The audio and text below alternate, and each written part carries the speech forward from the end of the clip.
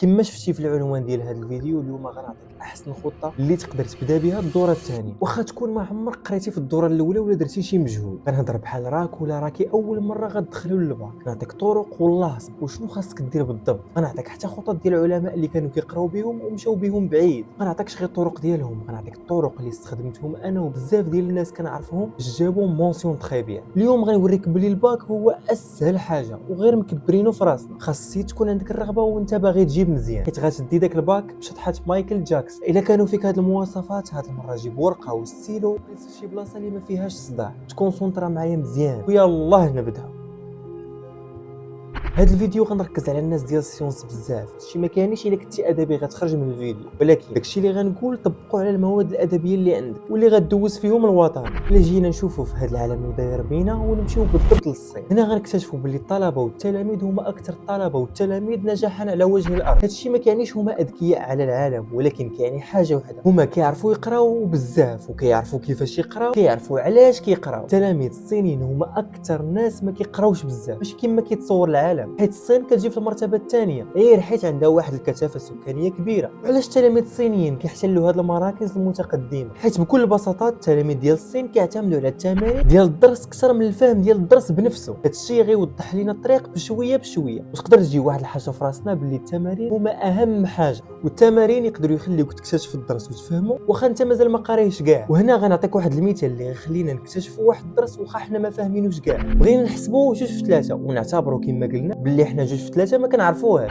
الفكره هنا نديروا 2 نجمات عموديين ونديروا 3 ديال النجمات افقيين، نعتبروا هاد 2 نجمات افقيين وواحد الجروب، غنزيدوا جروب على جروب على جروب غيعطينا 3 ديال الجروبات، وهاد 3 ديال الجروبات فيه 6 نجمات. 2 في 3 كتساوي 6. شتي ها انت 2 في 3 كتساوي 6 بلا ما تقرا جدول الضرب، وخرجناها من خلال غير من واحد سيتوياسيون صغيره. عرفنا بلي الضرب ديال واحد العدد في عدد اخر هو الجمع ديال هذاك العدد بعدد المرات ديال هذاك العدد اللي ضربتي فيه داك العدد. هذا غير مثال صغير عطيته لك باش تفهم بلي ممكن تخرج الدرس اللي هو هنا الضرب من التمرين. تعقلوا منين قلت لكم بلي الطلاب الصينيين كيعرفوا علاش كيقراو، وهذه هي اللي غنبداو بها. انا وبزاف ديال التلاميذ كانوا كيقراو معايا عارفين علاش كيقراو ولا شنو الهدف اللي باغيين يوصلوا ليه، ولا بمعنى اخر عارفين علاش باغيين يجيبوا ديك النقطه. ها اللي بغى يدخل لي زيكول ديال لي زانجينيور، ها اللي بغى يولي طبيب، وبزاف. كل واحد كيقرا وكيتقاتل على واحد الحاجه معينه، وهذه هي اول حاجه في هذه الخطه، هي تعرف علاش بغيتي تشد هذاك الباك بنقطه زوينه. وهنا الا مازال ما لقيتيش شنو بغيتي دير، غنعطيك واحد الطريقه اللي كنت درتها انا، اللي هي تشد واحد الورقه خاويه والستيلو وتجلس مع راسك نص ساعه وسول راسك هذه الاسئله: انا علاش كنصلح وشنو بغيت من هذه القرايه وعلاش خاصني نجيب ديك المونسيون تري بيان. واخا حتى الا ما لقيتيش الشغف ديالك ولا علاش بغيتي تجيب مزيان، خاصك ضروري تجيب مزيان. وكونطخيغ الا جبتي نقطه ناقصه كتكون ليميتي وما كيكونش عندك لاكسي بزاف ديال المدارس وحتى لي فاكولتي التقنيه يمكن لكش تدخل لهم الا جبتي قل من 15 في الوطني. هنا ماشي كنخلعك، ولكن النقطه راه مهمه، خاصك تجيب مزيان. انا عارف تقدر تكون دوزتي الدوره الاولى ماشي حتى ليه، ولا حتى دوزتيها مزيان، هادشي ما كيهمش، بحد انت مازال في البدايه ديال الدوره الاولى.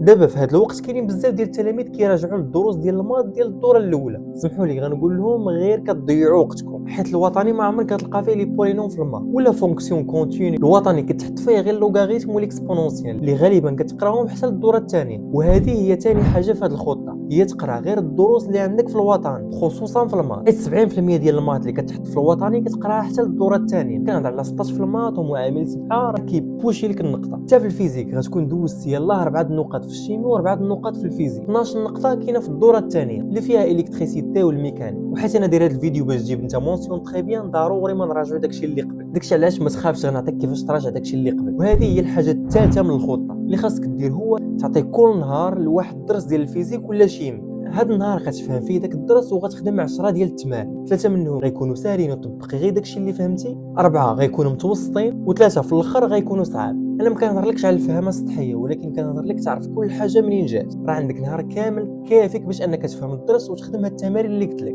غتسالي النهار الاول وغتمشي للنهار الثاني وغتخدم فيه الدرس الثاني، النهار الثاني غتخدم الدرس الثاني، غتخدم بنفس الطريقه اللي قلت لك وغتخدم 10 ديال التمارين، 3 منهم ساهلين، 4 متوسطين، و3 صعاب. غتسولوني فين غنلقى هذا الشيء؟ كتدخل ليوتيوب كتب السميه ديال الدرس وزيد حداها اكزرسيس وغتلقى بزاف ديال لي زيكزرسيس حتى غتعطي 7 ايام الماكسيموم لداكشي اللي فاتك في الدوره الاولى. و7 ايام انا متيقن راه قادك وفايتك الليل، وياك تدخل شي درس ديال الدوره الثانيه وانت مازال ما ضبطش داكشي ديال الدوره الاولى. وباش تساليهم كاملين قلب على 5 ديال الوطنيات اللي فيهم دوك الدروس ديال الدوره الاولى. وحاول تجبد منهم لي زيدي ولي زاسيوس. هادشي اللي قلت لك مع الفيزيك والشيمي. اما المات حاول تراجع غير لي سويد ولي تيب فونكسيون، حاول تراجع داكشي ديال ليفابيليتي كيفاش تبين انها ديريفابل وداكشي كامل الاخر، وما تضيعش الوقت في لي بولينو. انا عطيتك غير في الفيزيك والمات، وانت يمكن لك دير هادشي على بقيه المواد اللي فيها معاملات طالعين بحال اس في تي مثلا. اما رابع حاجه في هذه الخطه هي ما تخليش يوقع لك بحال الدوره الاولى، حيت الدوره الثانيه كيكونوا فيها الدروس مترابطين وكيكونوا طوال، دونك فوق ما تقرا شي درس وترجع للدار حاول تخدم على الاقل 4 ديال التمارين فيه باش هكا تفهم مزيان الدرس. وديرها انت ولا انت تحدي مع راسك، ما تخليش شي درس انت ما فاهموش ويدخل عليه الدرس الاخر. اما خامس حاجه في هذه الخطه هي تحاول تخدم 3 ديال الوطنيات في كل ماده، خصوصا المواد الاساسيه اللي عندهم المعامل ديال 5 7. حاولوا نتوما تبرمجوا الوقت اللي غتخدموا فيه هاد الوطنيات، حيت هكا غيخليك تندمج مع الوطني وما غتبقاش تخاف منه.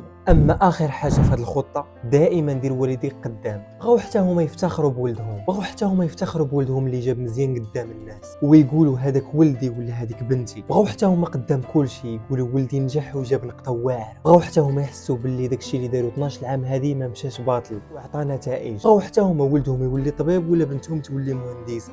فرحتهم غتكون لا توصل. داكشي علاش تقاتل اخويا، تقاتل اختي، راه ما بقى والو وترتاحوا، بقاو غير شهور قلال وترتاح وتفتخر براسك وتقول درتها. حيد اي حاجه غتشتتك وبدا الحلم ديالك. هذه هي الخطه اللي عطيتكم، وكون اكيد الا طبقتيها غتجيب ديك مونسيون تري بيان غير بالضحك. الوقت اللي غتشوف فيه هذا الفيديو طبق فيه هذه الخطه اللي عطيتك. هادشي اللي كاين، ما تنساش دير سبسكرايب وتفعل لا كلوش باش توصلك اي حاجه جديده، ودير لايك وتكتب شي تعليق زوين باش تشجعنا نكملوا في هذا المحتوى. نتلاقاو في الفيديو الجاي. سلام عليكم.